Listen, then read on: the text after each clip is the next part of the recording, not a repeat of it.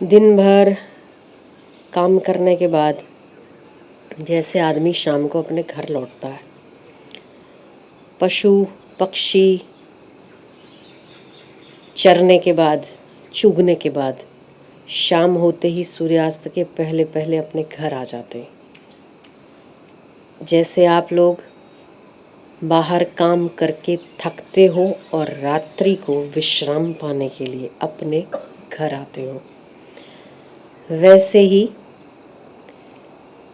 संसार की आपाधापी और कार्य के आधिक्य, फलासक्ति और तू मैं के चक्कर से इंसान थकता है, तब अपने घर को आता है। जैसे अपना घर शरीर के लिए वो खोखा है जहाँ सीमेंट, मिट्टी, रेती, कंक्रीट, कपची से बना हुआ घर शरीर को आराम देता है। घोंसला पक्षियों के शरीर की विश्रांति का स्थान है, पर आपके मन की, आत्मा की विश्रांति का स्थान आपका ये अपना घर है। वहां आए बिना किसी भी मानव को कभी भी शांति नहीं मिल सकती। कितना धनाढ्य हो जाए, कितना सत्तावान हो जाए, कितना ही कार्य करने में अग्रिम स्थान पुरस्कृत हो जाए, अग्रिम स्थान प्राप्त कर ले, तब भी अपने आत्मघर में आए बिना किसी को चैन न पड़ा है, न चैन पड़ सकता है। जिसको जो जो पाना है आज तक वो सब कुछ मिला, ज़रूरी नहीं, पर जो भी मिला वो मिलने के बाद इंसान की दौड़ खत्म होनी चाहिए। हुई है? नहीं हुई। हुई है? नहीं हुई। क्यों नहीं हुई? इसका कारण ही ये है कि आपको जो चाहिए था वो आपको मिला ही नहीं। बहुत सत्य बात है कि आपने अपनी शक्ति का दुर्व्यय ही किया है। वो चीज़ आपको प्राप्त हुई ही नहीं है जो आप दिल से चाहते थे। महाराज, हम दिल से शादी करना चाहते थे, हम दिल से चाहते थे कि हमें बच्चे हो जाएं, हम दिल से चाहते थे कि हमें एक घर मिल जाए। मिल गया, शांति हुई? नहीं हुई। इसका मतलब आप वो दिल से नहीं चाहते थे। हृदय से चाहने के बाद तो मनुष्य शांत होता है, शांति आ जानी चाहिए, पर आपको नहीं मिलती क्योंकि हृदय से आप उस हृदयेश्वर के अलावा किसी और को नहीं चाहते। ये बिल्कुल 100% है। आपकी कामनाएं ये दिखा सकती है। जैसे जल का लोटा भरने नदी से जाओ और काई लगी हुई हो और आप कहो कि जल नहीं है वहाँ, तो गलत है। जल तो है पर काई हटानी पड़ेगी। ऐसे ही आप अपने कार्य में से कारण हर रोज आते हैं, हर रोज आप उसको चाहते हैं, पर वो जो काई है ना कामनाओं की, वो हटाओगे तो उसके नीचे परमात्मा का स्वच्छ जल ही नजर आएगा आपको। ना सतो विद्यते भावो न भावो विद्यते सत। सत्ता असत की है ही नहीं और सत आपसे दूर नहीं। सत्ता असत की है ही नहीं और सत्य आपसे दूर है ही नहीं। अगर तो असत्य की सत्ता होती तो, अगर असत टिकता तो, अगर असत्य में कुछ वजूद होता तो वो एक जैसा रहना चाहिए। रहता है? पुत्र नहीं, खुशियां नहीं, सुख नहीं। शादी करना चाहते थे, उस शादी में वो जो मजा पहले था अब नहीं। कुछ पाने के बाद जो वो सुख मिलता है उस समय, उस क्षण जो तब मिलता है, 1 महीने बाद, 1 घंटे बाद, 15 मिनट बाद, वो नहीं। इसका मतलब असत अपनी सत्ता दिखाता है कि मैं असत हूं, इसीलिए मैं परिवर्तित हूं। असत की सत्ता नहीं है, इसीलिए वो बदलता है, और सत्य सदा विद्यमान है, इसीलिए वो एक जैसा रहता है। भूख सतयुग में लगती थी, सबको लगती थी, आपको पता है ना, लगती थी। द्वापर में लगती थी, त्रेता में लगती थी, आज भी लगती है, सत्य। वैरायटी में परिवर्तन हुआ, हो सकता है, वैरायटी बदली है। अब पिज़्ज़ा आ गया, तब पिज़्ज़ा नहीं था, बर्गर आ गया, तब नहीं था, कुछ और था, आज वो नहीं है। पर भूख लगती थी और भूख भोजन से मिटती थी, वो तब भी सच था, त्रेता में भी सच था, द्वापर में भी सच था और आज भी सच है। इसमें परिवर्तन नहीं हो सकता, वो सत्य है। जिस वस्तु में तीनों काल में परिवर्तन नहीं किया जा सकता, वो वस्तु सत्य है। और जो प्रतिपल बदलती है, कौन सी जो बदल रही है, उसमें से कौन सी पल को सच मानोगे? जो पहले आई वो, या जब आने को थी वो, या आकर चली गई वो? कौन सी सच? जो आई, खुशियां आ रही है वो, या खुशी मिली वो, या खुशी मिलने के 10वें हिस्से के बाद 1,00,000वें हिस्से में वो टिकी नहीं, वो कौन सी सेकंड सच? एक भी नहीं। पर आप आनंद तब भी चाहते थे, द्वापर में भी चाहते थे, और हर प्राणी आनंद चाहता है, और आप आज भी चाहते हैं, वो सत्य है। और वो सत्य की भूख बिना सत्य स्वरूप के कभी भी नहीं मिट सकती।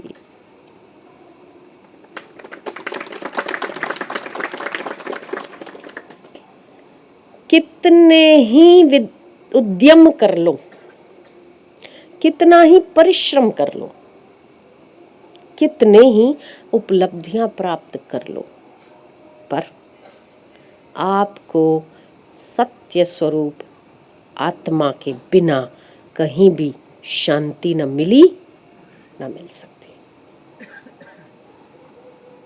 दौड़ के थक लो, पूरी दुनिया घूम लो, आप यहां बैठे हो, आप यहां बैठने वाले नहीं, जो आज भी धन में उलझे हुए हैं, उनके लिए भी यही नियम लागू होता है। जिनको सत्ताएं मिल चुकी हैं, उनके लिए भी यही सत्य स्वरूप होने का नियम लागू होता है कि बिना सत्य स्वरूप की शरण गए किसी को शांति न मिली, न मिल सकती।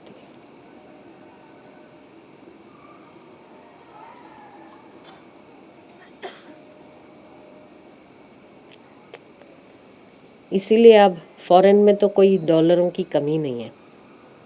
अभी मैंने कोई आर्टिकल पढ़ा था कुछ महीने पहले, एप्पल कंपनी का सीईओ था कि क्या था, उसको रीढ़ की हड्डी में कैंसर हो गया, डाइजेशन वीक हो गया, किडनी लिवर सड़ गया, ऐसा कुछ बहुत सारी मल्टीपल बीमारियां थी। उस दवाइयां कर कर के थका, आखिर उसने सोचा, वो बहुत अशांत और बहुत वैसा रहने लगा, डिप्रेशन में। तो उसको एक ही चीज़ सूझी और उसने सोचा कि मुझे इंडिया का योग सीखना चाहिए।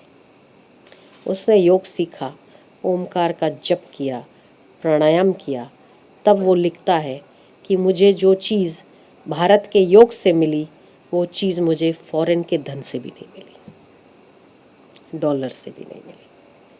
तो वो सत्य है, वो सभी के लिए वही रहेगा। हम तो ये कहते हैं कि जो सोना कमाते हैं, जो पैसा कमाते हैं, उसके लिए सोना कमाने के लिए भी सोना हराम, सोना बचाने के लिए भी सोना हराम। सोना सोना ही हराम करता है और कुछ नहीं।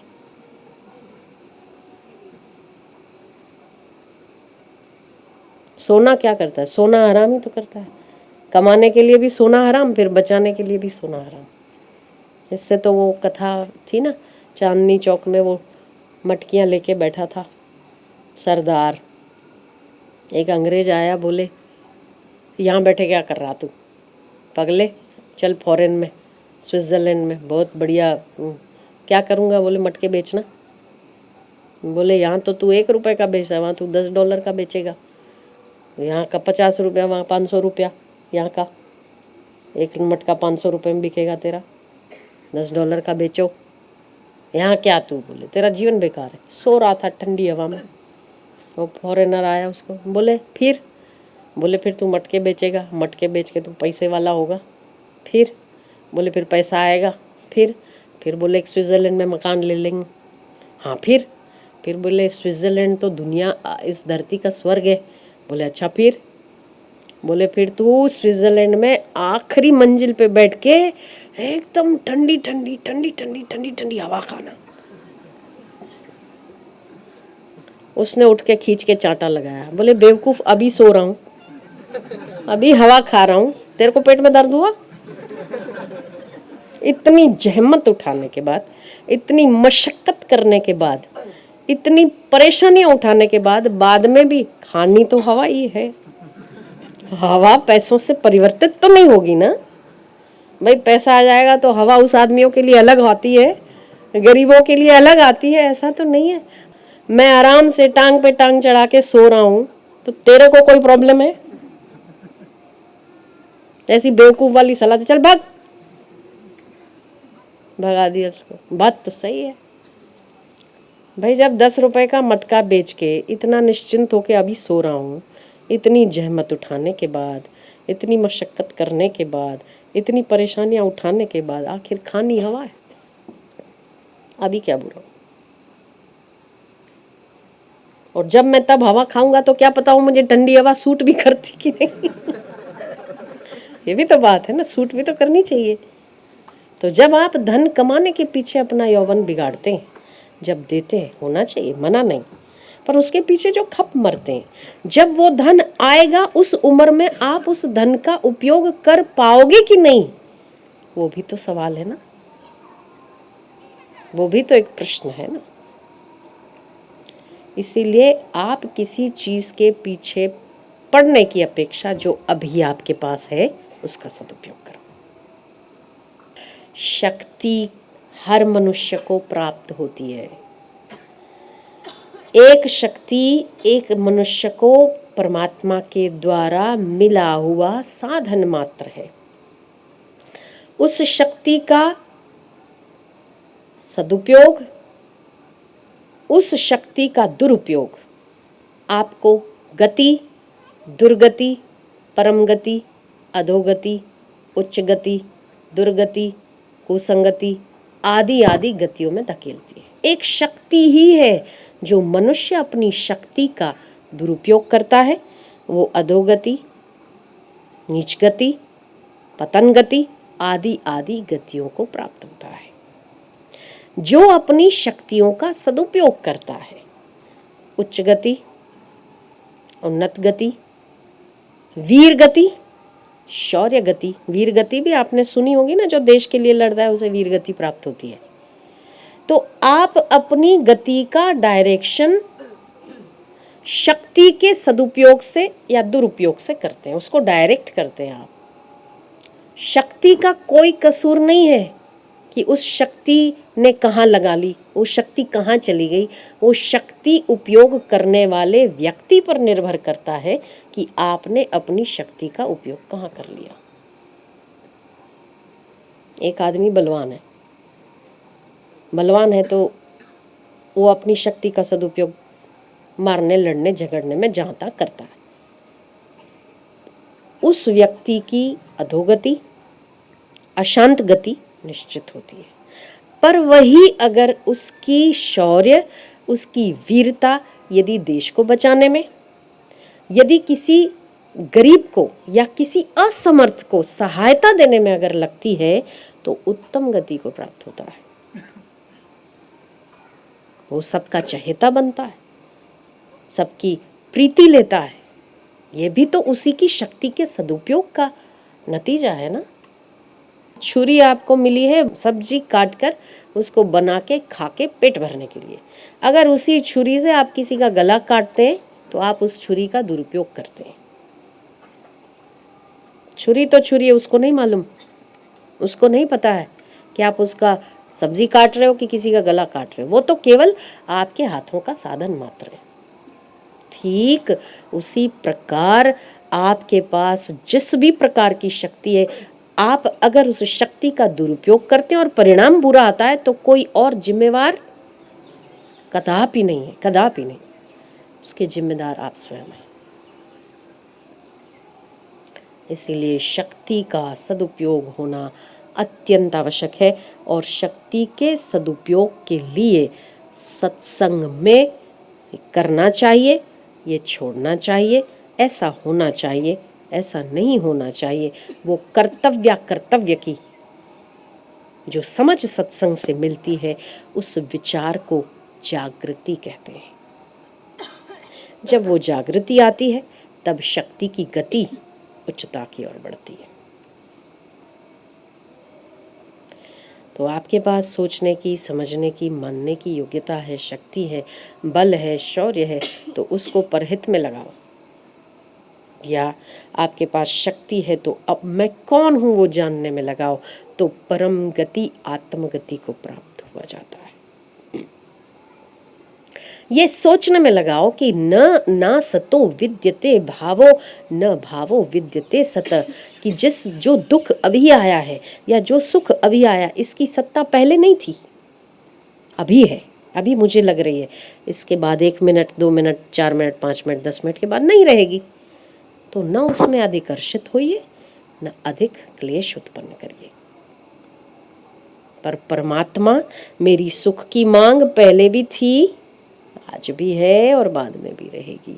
वो हृदयेश्वर तो पहले भी प्रेमास्पद था, आज भी है, बाद में भी रहेगा।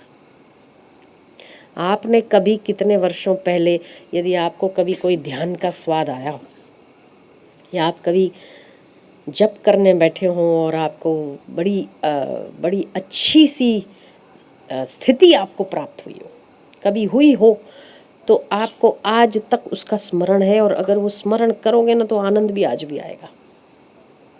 करके देखो। या आपके ऊपर किसी आपके गुरु की निगाह आप पर पड़ी हो और उस समय आपको जो यहाँ रस आया था वो आज भी याद करोगे ना तो आएगा। करके देखो, अभी भी आएगा। मुझसे ऐसा कहा था, मुझे ऐसा बोला था।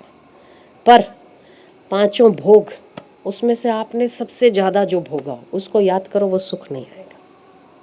करके देखो। मैंने बहुत अच्छी पानी पूरी खाई थी, ऐसा नहीं हो सकता, उसके लिए खानी पड़ेगी आपको फिर से।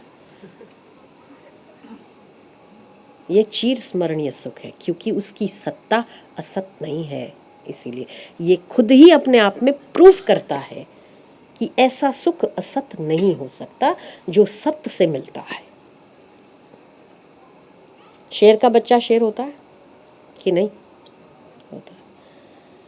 बैल का बच्चा शेर होता है? क्या होता है?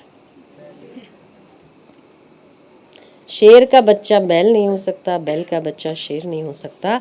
ऐसे ही असत्य से उत्पन्न होने वाले सभी सुख बच्चे सत्य नहीं हो सकते, और सत्य से उत्पन्न होने वाला सुख किसी भी काल में असत्य नहीं हो सकता। सत्य से सत्य जन्म लेता है, असत्य से असत्य जन्म लेता है।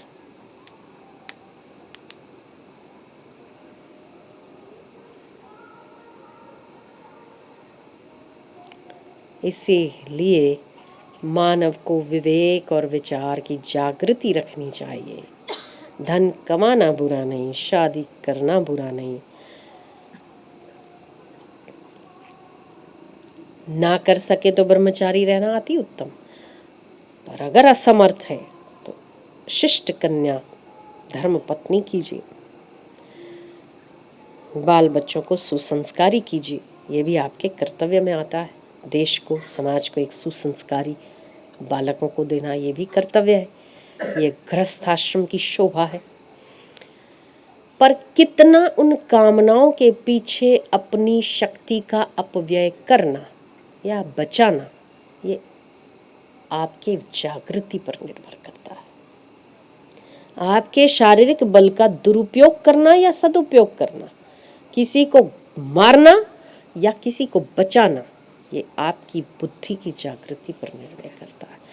अगर उसका परिणाम आता है दोष किसी और का नहीं है, आपके शक्ति के सदुपयोग या दुरुपयोग का परिणाम है। शक्ति सबके पास है। धन भी एक शक्ति है, जन भी शक्ति है, कलम भी एक शक्ति है। कई प्रकार की शक्तियाँ होती, सोच भी एक शक्ति है, कार्य की भी शक्ति है, और विवेक की भी शक्ति है। तो आप असत्य को असत्य जाने और सत्य को सत्य स्वरूप समझें और उसमें टिकने का प्रयत्न करें, तो ये श्रेष्ठ शक्ति का सदुपयोग होगा।